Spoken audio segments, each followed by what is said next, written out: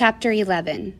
My promise to Grandpa about being ready and waiting for our trip to town got sidetracked during the night. I was sound asleep the next morning when Papa opened the door to my room. "You'd better get up," Papa said. "Your Grandpa is here and he's waiting for you." "Grandpa's already here?" I said, rubbing the sleep from my eyes. "What time is it anyway?"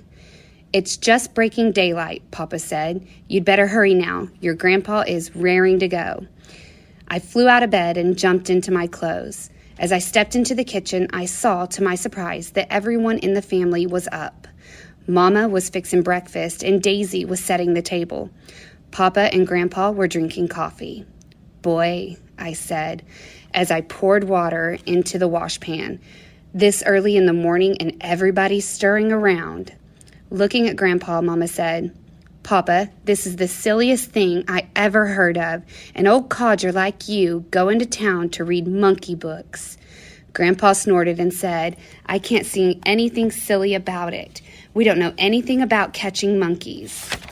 Maybe in the library we can learn from a book something about how to catch them.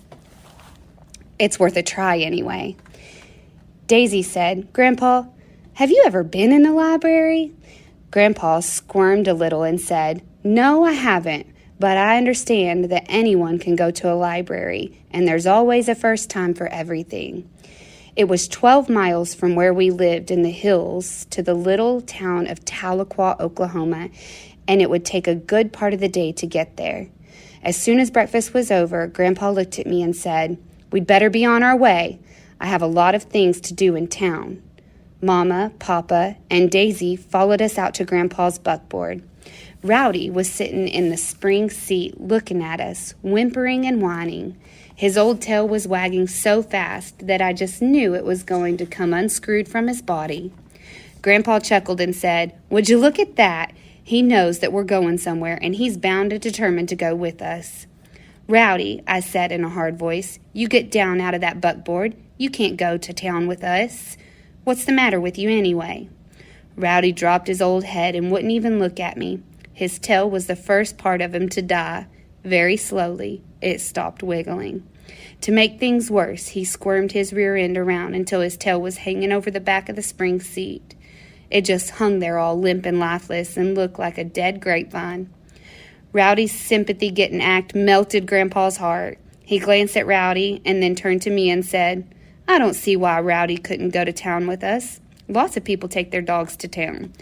"Oh, Grandpa," I said, "if we took him to town with us, there's no telling what might happen." Grandpa said, "I don't see how Rowdy could get into any trouble in town. We're going to stay at the wagon yard, and you could tie him under the buckboard. He'd be all right." "Grandpa," I said, "I'd like to take Rowdy to town with us. I don't like going anywhere without him, but I'm afraid I might lose him in that big town. If that happened, I'd just die." Rowdy knew that we were talking about him. With a low moan, he lay down on the spring seat and closed his eyes.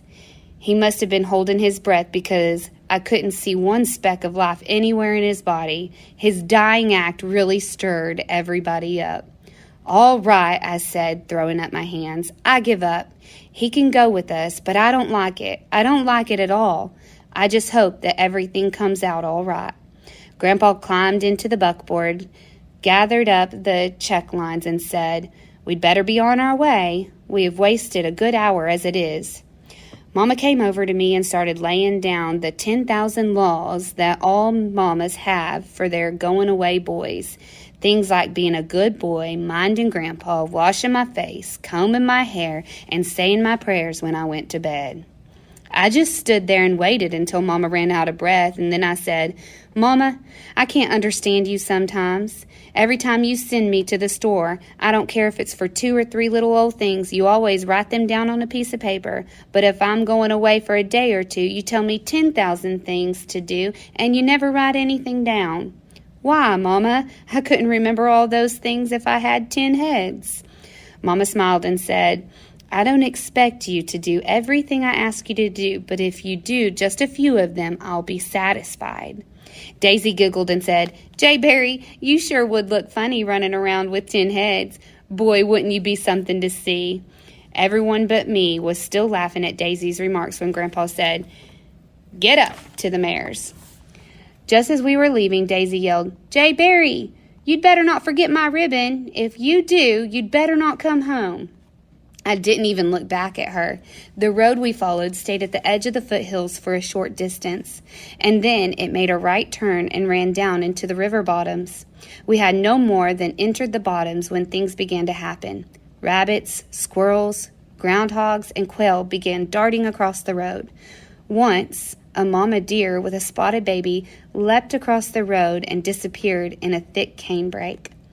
Rowdy was on needles and pins. Every time something would zip across the road, his ears would stand straight up. He would fidget around on the spring seat, whimper, and whine. He wanted to chase something so bad he could hardly stand it. I understood Rowdy's feelings. I loved him up a little and said, "I know how you feel, boy, but just let on like you don't see a thing. We don't have time to stop and let you do any hunting." Grandpa laughed. "I don't believe that I've ever seen so much game in the river bottoms," he said. "After we catch those monkeys, maybe we can take a few days off and really do some hunting." "I'd like that, Grandpa," I said, "and I know Rowdy would." About halfway through the bottoms, the road made a sharp left turn. Just as we made the turn, a big old mama coon with 3 little babies waddled across the road. This was too much for Rowdy. He just simply couldn't stand it any longer. Letting out a bellow, he all but busted my eardrums and came close to scaring the mares out of their harness. He leapt down from the buckboard and took off after the coons. I stood up in the buckboard and yelled as loud as I could, "Rowdy, you better leave those baby coons alone. That old mama coon will skin you alive. You come back here now." Mumbling something about a yelling boy and a bawling hound, Grandpa finally got the mares settled down. We sat there waiting to see what would happen. From far out in the bottoms, we heard a loud commotion. The mama coon was squalling and Rowdy was howling like he was hung up in a barbed wire fence. With a worried look on his face, Grandpa said, "Boy, they're sure going after it, aren't they? Do you think Rowdy will be all right?" "Oh, don't worry about Rowdy, Grandpa," I said. "He's been through this 100 times. You would think that by now he would learn to leave coons alone. He never does, though. He always goes back for more."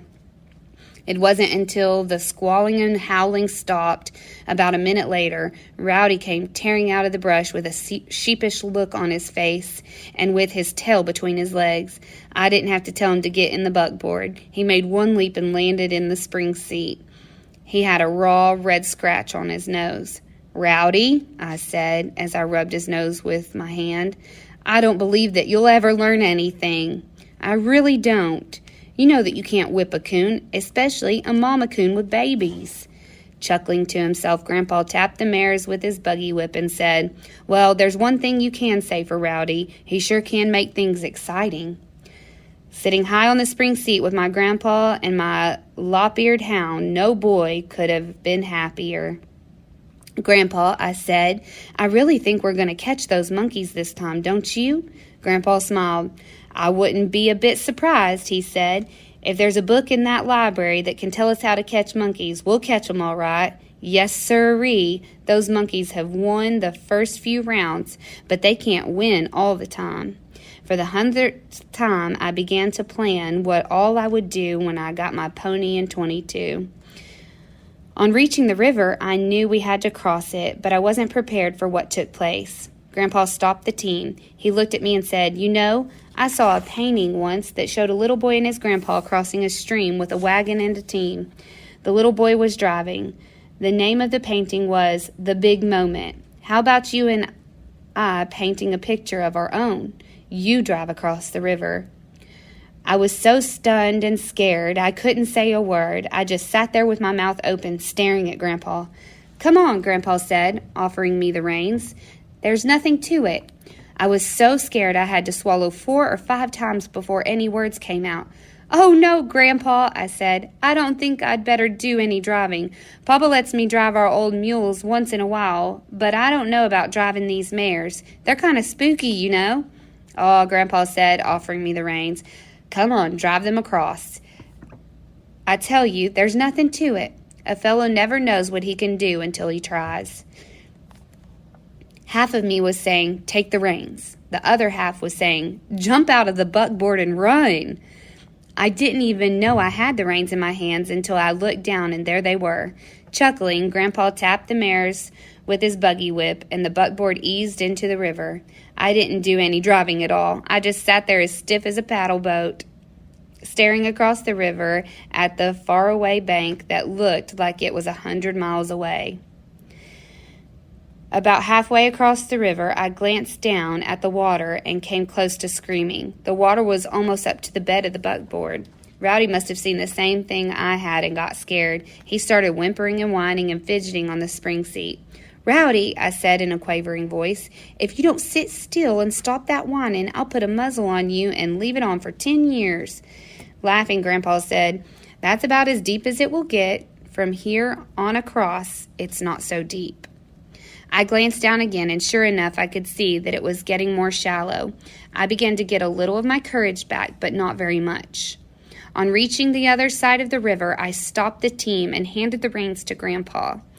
As I turned loose of the leather, I saw that my hands were so wet with sweat they looked as wet as they did when I washed dishes for Mama once in a while. Grandpa smiled and said, you see how easy it was? There wasn't anything to it, was there? Glancing back across the river, I said, wait till I tell Daisy about this. She won't believe it, though. Tapping the mares with his buggy whip, Grandpa said, if you think it'll do any good, I'll be a witness for you. About noon, we drove into the town of Tahlequah.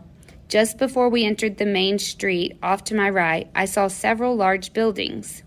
They were on a small hill in the middle of about 10 acres of beautiful green lawn. Huge red oaks, white oaks, maple, locust, and elm trees were growing here and there on the lawn. In the shade of those beautiful trees, small groups of people were either sitting or lying on the green grass. Practically everyone had a book in his hand. I thought, the people in this town really like to read books. Grandpa, I asked, what are all those buildings up there? Those buildings are the pride and joy of the Cherokee Nation, he said. That's their college. What are all those people doing under the trees? I asked. Those are students, Grandpa said. They're probably studying their lessons. They have their classes inside those buildings. That wouldn't be a bad place to go to school, I said. Instead of having to stay in the schoolhouse to study, you could just go outside and sit under a tree. I think I'd like that. I hope I live to see the day when you go to college here, Grandpa said. Do you think you'd like it? I think I would, Grandpa, I said. Not far from the college, we crossed a bridge over a small creek. A sign on the bridge said, Bear Creek. Grandpa said, this is the main street. Tahlequah is a nice town, and it's the county seat of the Cherokee Nation. I had never seen so many buildings. There were little ones and big ones. Some of them were 2 stories high. They lined both sides of the street and were jammed up so close together it looked like you couldn't have driven a nail between them. I have never seen so many people. They were milling around everywhere. Some were going into stores and some were coming out of stores. Others were just walking up and down the streets. I could hear little kids bawling and big kids laughing. A man and his wife passed by, and they had so many kids following along behind them, they looked like a covey of quails. Everywhere I looked, I could see wagons, buggies, buckboards, and saddle horses. Some were tied to hitching rails, and others were moving along the street. Dogs were barking, and trace chains were jingling. I was still gawking when Grandpa slowed the mares down and said, well, here we are. This is the Eubanks Hotel and Wagon Yard. I'll get us a room in the hotel, and we'll eat our meals there, too. The large 2-story hotel building was on our left, and the second story had a porch that hung over the sidewalk. I saw several people sitting in chairs up there. They were just sitting there as comfortable as could be, looking the town over. I thought, they sure have a bird's eye view of the town. Grandpa made a left turn off the main street at the hotel and passed under a big arch. About 100 yards behind it was one of the biggest barns I had ever seen. Above its huge open doors was a sign in big blue letters that said, Eubanks Wagon Yard, 50 cents for teams, 25 cents for feed. Boy, this wagon yard must be doing a lot of business, I said. Did you ever see so many wagons and teams? This is the only wagon yard in town, Grandpa said. They do a good business, all right. A fellow who owns this place is a fine man. He's a good friend of mine." Grandpa stopped the team in front of an empty stall. With a few grunts and groans, he got down from the buckboard. "Grandpa," I said, "I'd feel a lot better if I had a rope on Rowdy." Grandpa reached in the buckboard and picked out a short piece of good, stout rope. He smiled as he handed it to me. "I think you have a good idea," he said. After tying the rope to Rowdy's collar, I hopped down from the buckboard and tied the other end to the wheel spoke. Rowdy never did like to be tied up, and right away he started whimpering and whining. I petted him and said, "Look, boy, I don't like to tie you up, but there's nothing else I can do." Grandpa said, "I have to put the team in a stall and feed and water them. After that, I'll get us a room, and then we'll go downtown and take care of my business." "When are we going to the library, Grandpa?" I asked. "We'll do that first thing in the morning," Grandpa said. "I'd like to leave town about noon. That way we could get home before dark." Just then the yard master walked up to Grandpa and shook hands with him. They talked for a few minutes before he came over to where Rowdy and I were. He looked at Rowdy, smiled, and said, "Is this your dog, son?" "Yes, sir," I said. "Is he any good?" he asked. I smiled and said, "He's a pretty good dog." "If you want to," the yard master said, "I can put him in the tack room. There's a pan of water there, and I'll see that he gets some scraps from the table." "Thanks," I said. "That'll be a good place for him." I took Rowdy to the tack room and made a nice bed of straw for him. He fussed a little bit about staying there, but not too much. As I was locking the tack room door, Grandpa came to me and said, "Come on, let's see what the town looks like." Before the afternoon was over, Grandpa and I visited just about every place in town. I had the time of my life.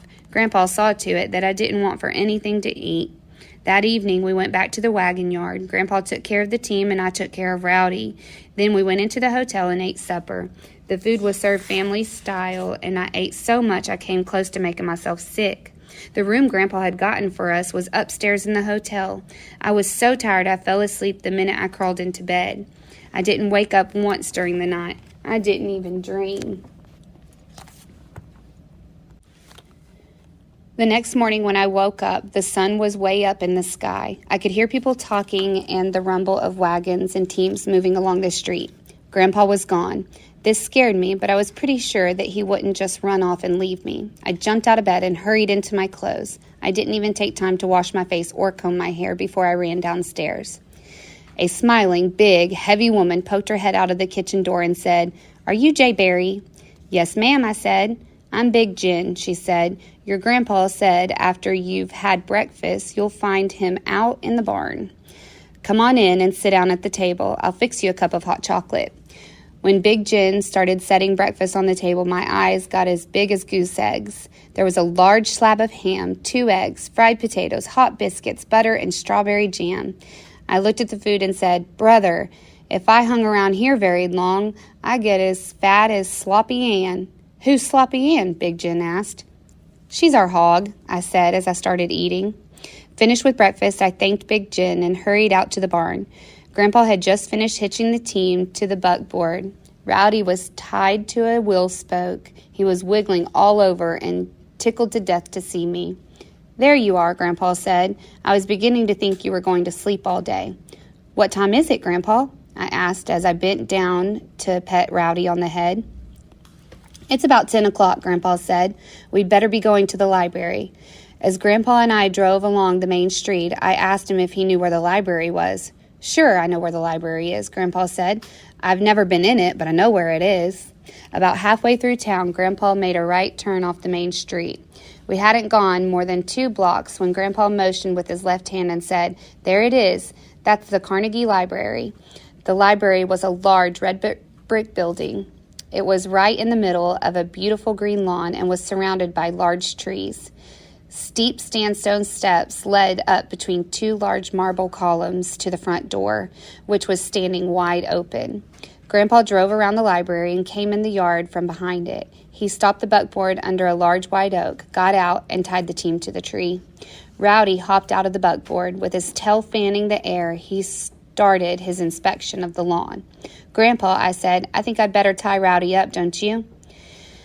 Grandpa watched Rowdy for a couple of seconds, smiled, and said, "I don't think you need to tie him up. He won't get very far from us and this team."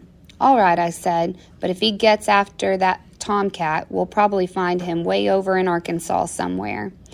Grandpa laughed and said, "I don't think Rowdy's going to find any cats around this library. It just isn't cat country." Grandpa and I walked around to the front of the library. Just as we started up the steps, Rowdy came lopping around the corner of the building, up the steps, and heading for the open door.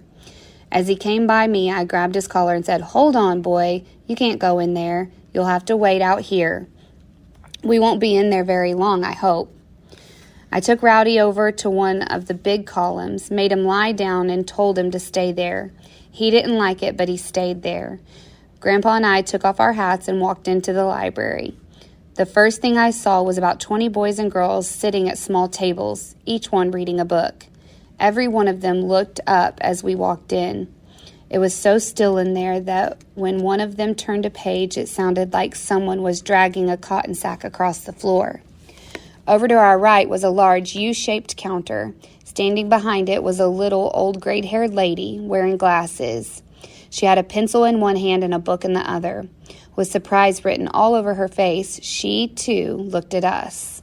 Grandpa walked to the counter and put both hands on it. He cleared his throat and then, in that deep frog voice of his, said, "We'd like to read a book that could tell us how to catch monkeys." I thought the little old lady was going to jump right out of her shoes. Glaring at Grandpa, she leaned toward him, put a finger over her lips, and said, "Shh."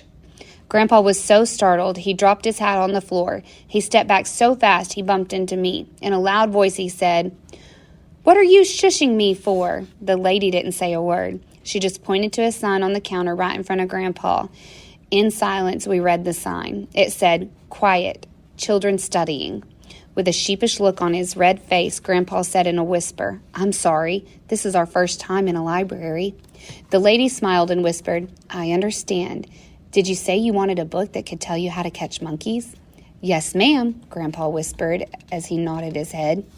The lady stood looking down at the floor for several seconds as if she were deep in thought. I saw the thinking wrinkles as they bunched up on her forehead. Then her face cleared. She went over to a large metal cabinet and pulled out one of its drawers. It was full of small yellow cards, and all of them were standing on edge in the drawer. I was fascinated by the fast, delicate way the lady's fingers started flipping the cards. It reminded me of our old white leghorn hens picking up yellow kernels of corn from the ground. Easing one of the cards out of the drawer, she studied it for a second, turned to Grandpa, and whispered, "You and the boy go and sit down at one of the tables. I think I have the very book you're looking for. It may take me a few minutes to find it." Grandpa and I whispered our thanks. We walked over to one of the small tables and sat down. I had never been in a place that was as still as it was in that library. If someone had batted an eye, it would have sounded like a firecracker had gone off. I was afraid to even move my bare feet for fear I'd make a noise.